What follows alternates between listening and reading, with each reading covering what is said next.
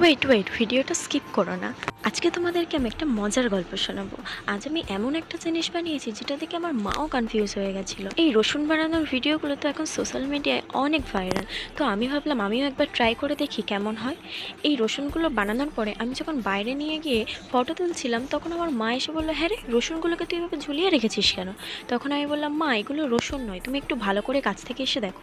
তখন মা কাছ থেকে এসে দেখে বলছে, হ্যাঁ এগুলো তো রসুন নয়, এগুলো তাহলে কি?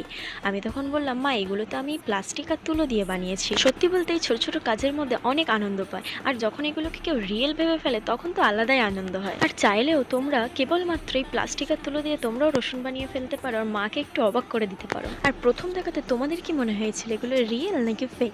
তোমরা কিন্তু অবশ্যই কমেন্টে জানিও যে তোমাদের এই ভিডিওটা কেমন লেগেছে। আর ভিডিওটা ভালো লাগলে অবশ্যই একটা লাইক করে দিও।